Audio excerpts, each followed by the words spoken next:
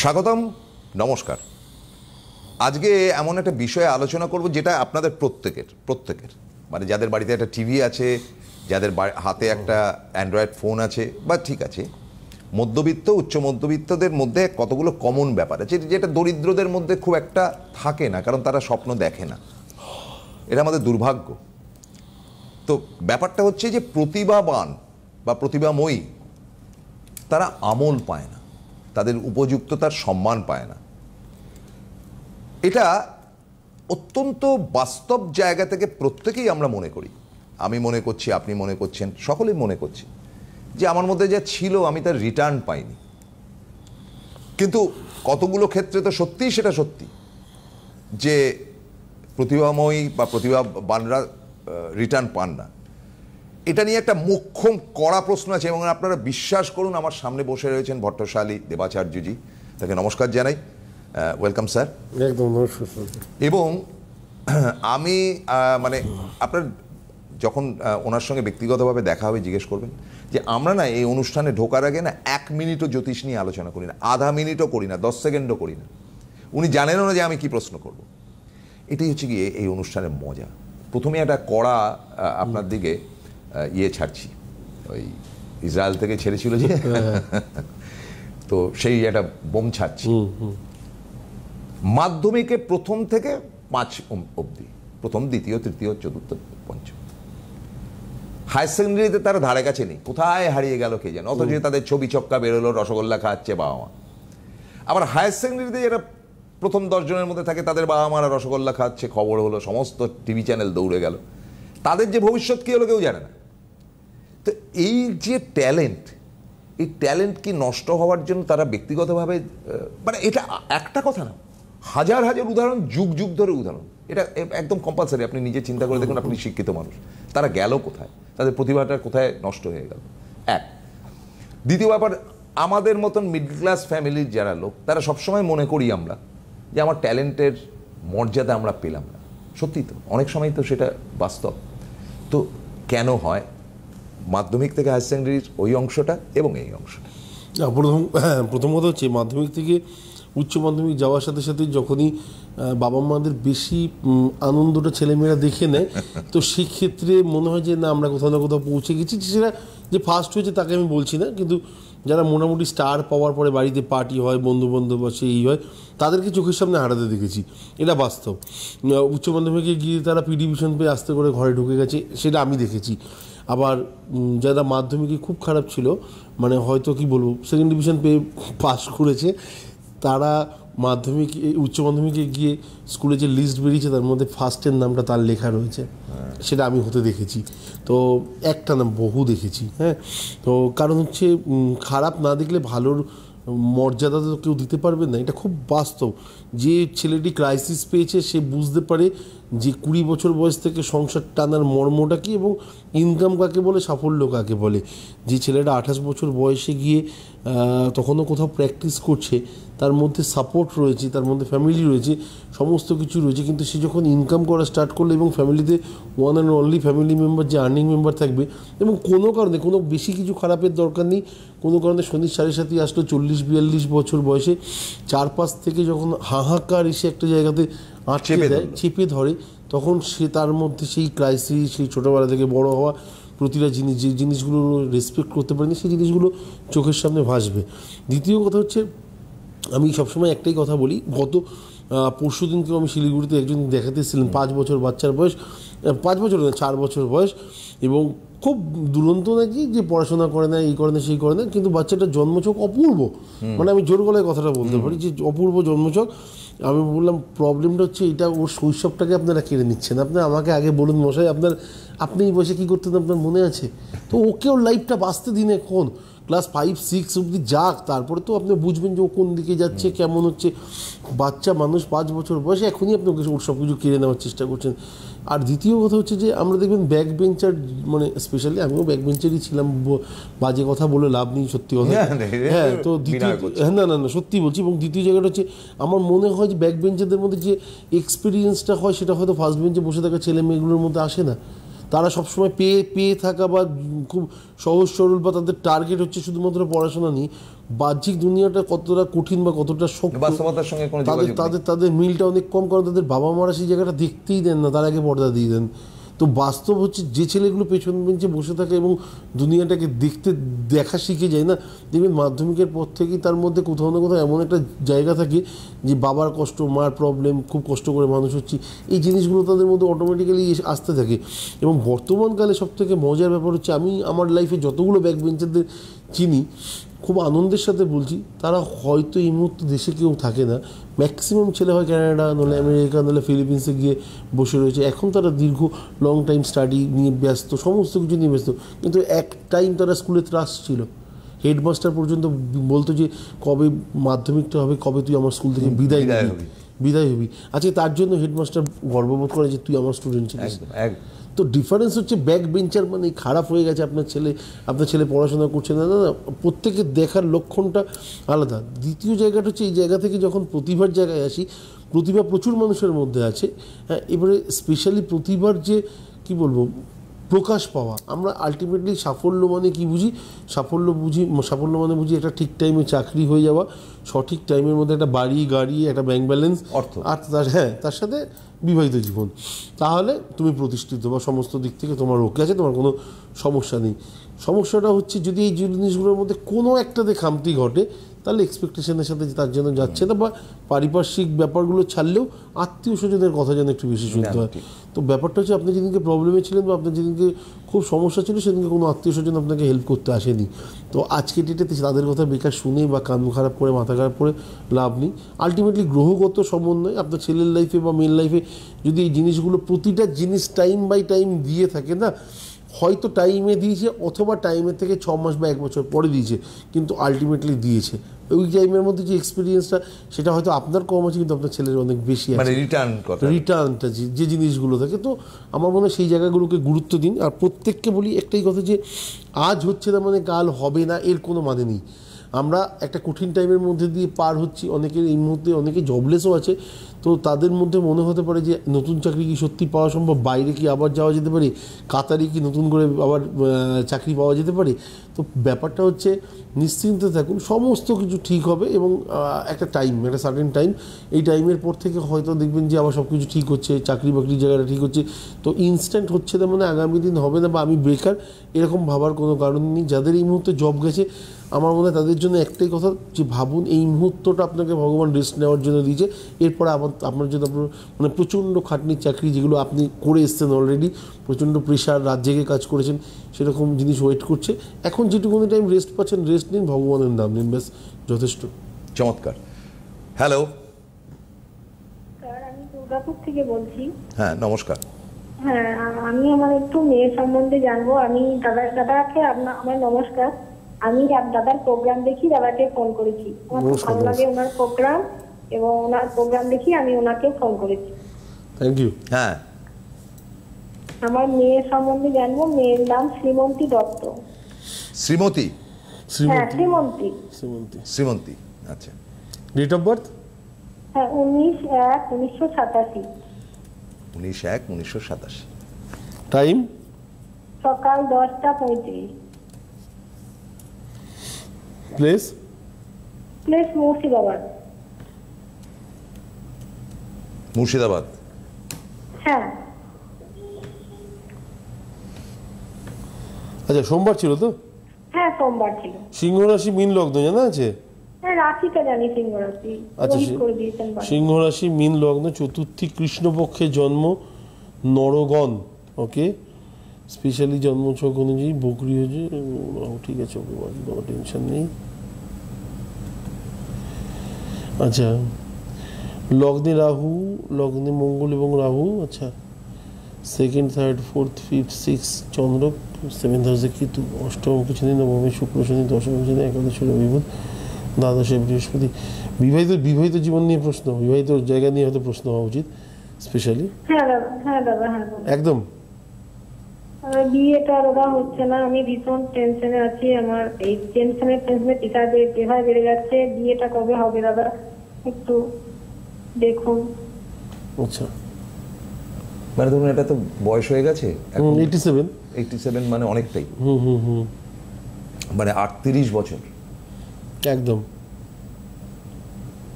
কি করে ও বাড়িতে? শনি রাহু, না ওই বেসরকারি স্কুলে পড়ায়। আচ্ছা, রাহু শনি, আচ্ছা রাহু শনি, শনির মধ্যে, আচ্ছা। আচ্ছা 24-এর 9 থেকে 25-এর 2-এর মধ্যে একটা যোগ এসেছিল কোনো কারণে, সেই যোগটাও হাতছাড়া হয় আপনার, তাই তো?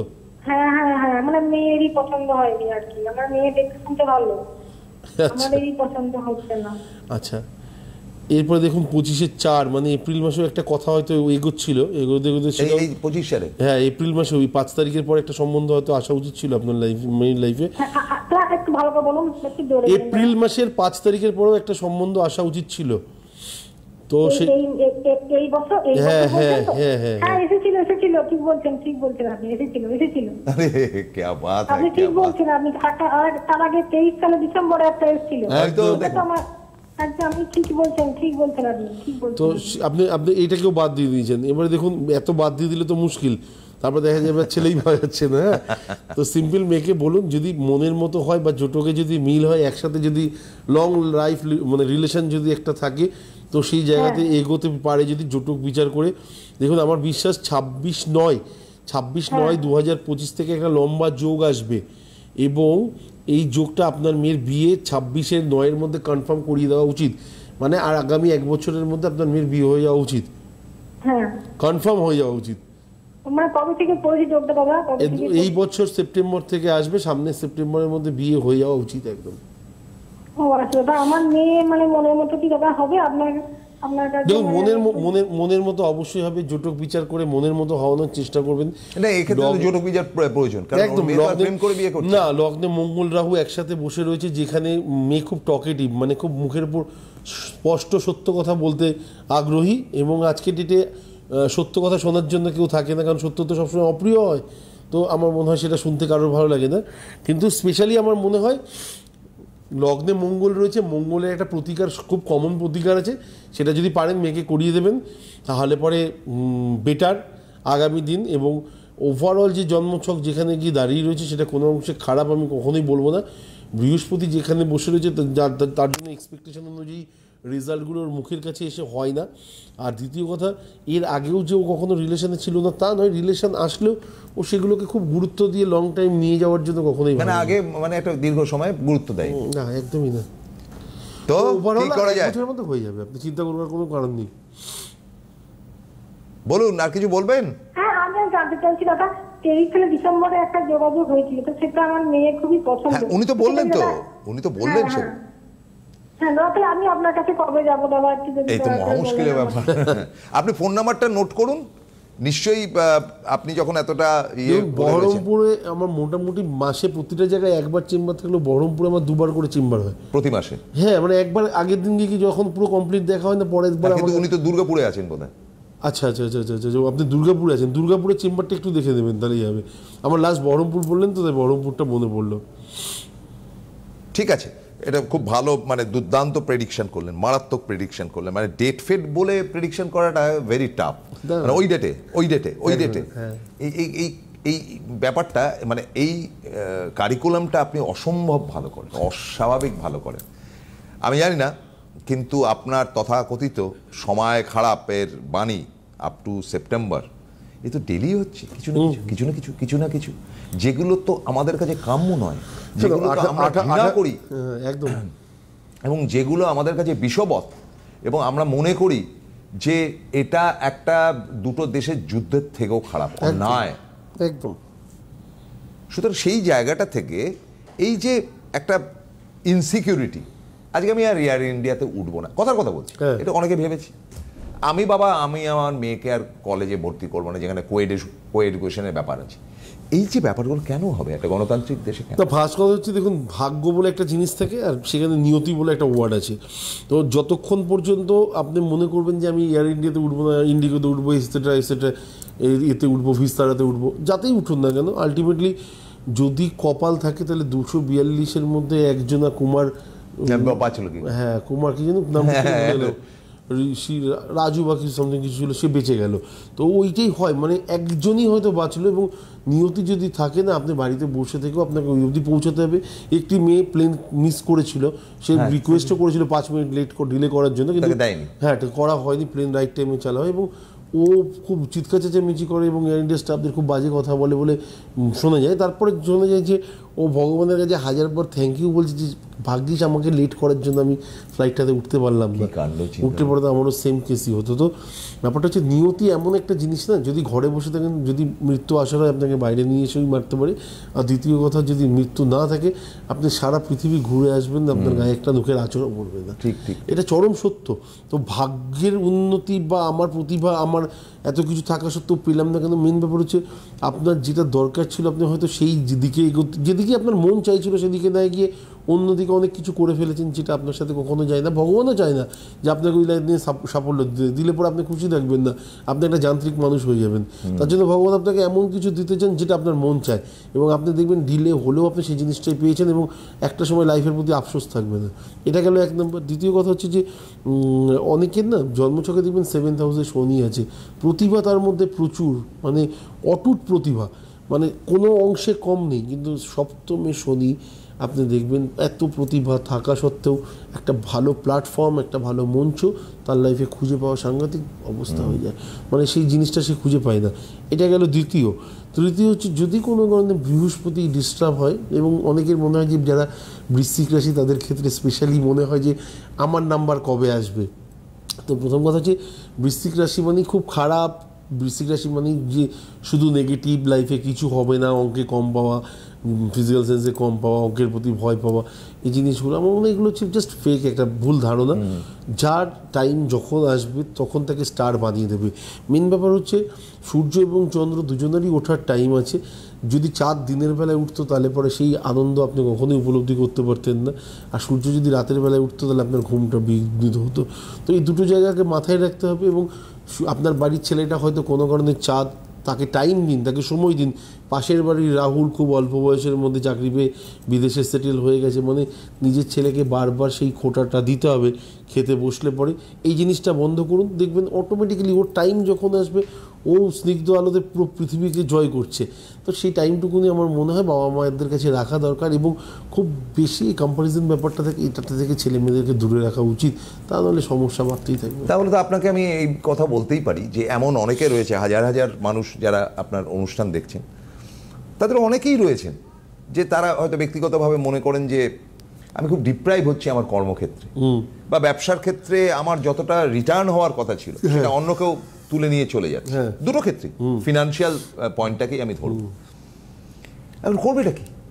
এবার কথাটা হচ্ছে যে সত্যি তার হয়তো প্রতিভা রয়েছে, তো এইটাকে আপনি, আপনার প্রয়োগ ক্ষমতা অসম্ভব ভালো, কি বলবেন এটা নিয়ে? না, প্রথম কথা হচ্ছে যে ব্যবসার ক্ষেত্রে আপনার টাকা অন্য কেউ নিয়ে যাচ্ছে, পাশে দোকান করেছে বলে তার বেশি ব্যবসা বিক্রি হচ্ছে, এটা না। ফার্স্ট কথা হচ্ছে আপনার কপালে যতটা আছে আপনি ততটাই পাবেন, তার থেকে বেশি একানো পাবেন না, বা তার থেকে লস 1 ইঞ্চিও করবেন না। তো এটা হচ্ছে বাস্তব জিনিস। আপনি যখন দোকান করেছিলেন তখন আপনার টাইম ছিল, আজকে পাশে আরেকটা দোকান হচ্ছে, এখন তার টাইম আছে। আপনি যদি সৎ হন, আপনার যদি জায়গা পরিপূর্ণ থাকে, আপনার যদি ঈশ্বরের ভক্তি থাকে, আপনার সারা জীবন আপনার দোকান চলবে, এবং পাশের দোকানটা চলবে না এটা আমি একবারও বলছি না, তারটাও চলবে, কিন্তু কোথাও না কোথাও দেখবেন যে আপনি আত্মতুষ্টি নিয়ে হয়তো সেই জায়গাটা করছেন, অথবা সেই ছেলেটাও ভগবানে খুব বিশ্বাসী। দেখবেন পৃথিবীতে চারপাশে যত দোকানই থাকুক না কেন, আপনাদের দুজনের যে ব্যবসা সেটাতে কখনো হাত পড়বে না, এটা গ্যারান্টি একদম। না, এক্ষেত্রে আপনি বাস্তুটা খুব ভালো জানেন, বাস্তু সম্বন্ধে আপনার কনসেপশন ভীষণ ভালো।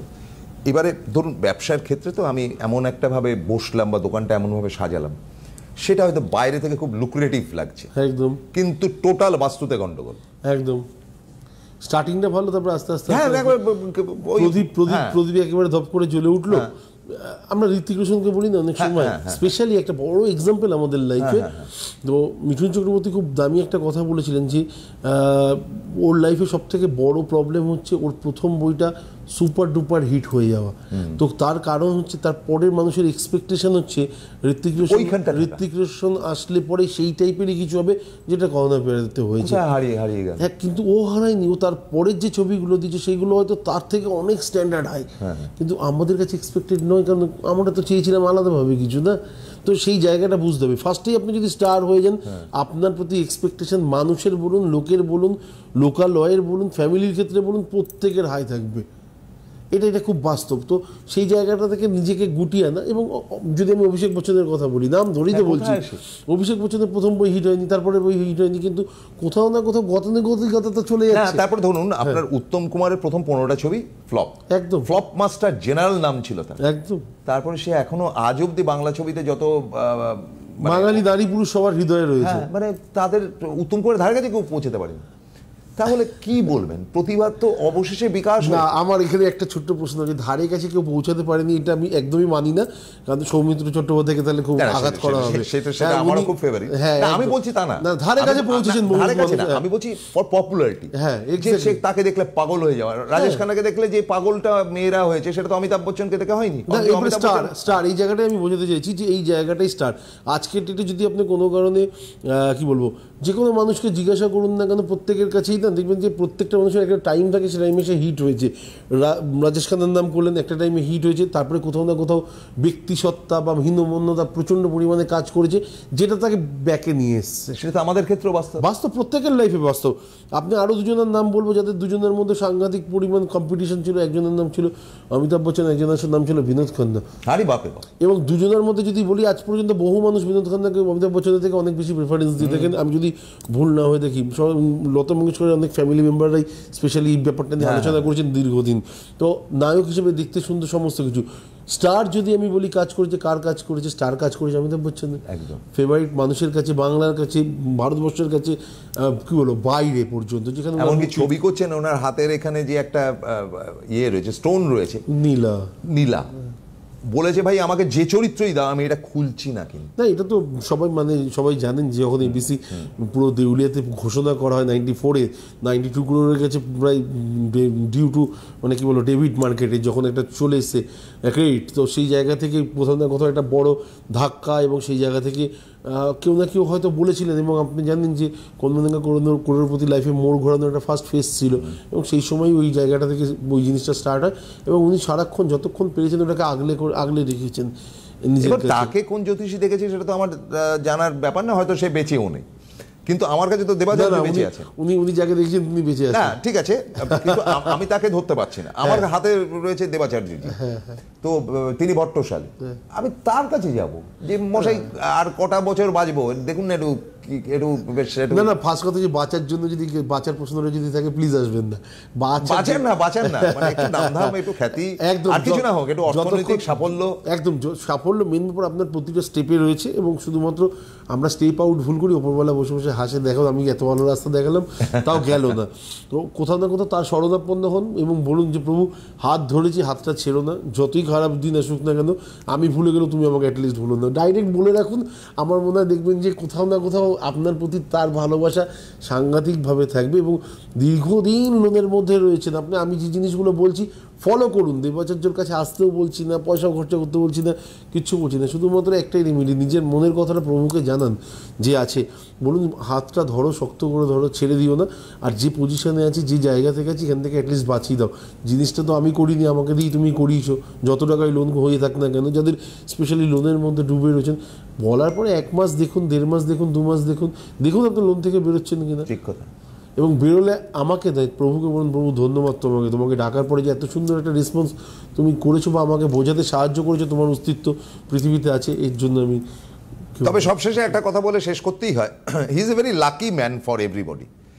উনি ভালো জ্যোতিষী সেটা তো আপনারা জানেনই, ভেরি লাকি ম্যান।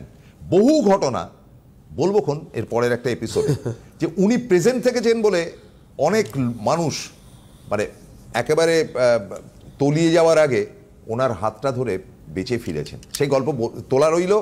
আগামীকাল বুধবার, বৃহস্পতিবার, শুক্রবার, শনিবার আলোচনা আমরা করবোই দেবাচার্যের জন্য। আজকের মতো শেষ করছি। নমস্কার।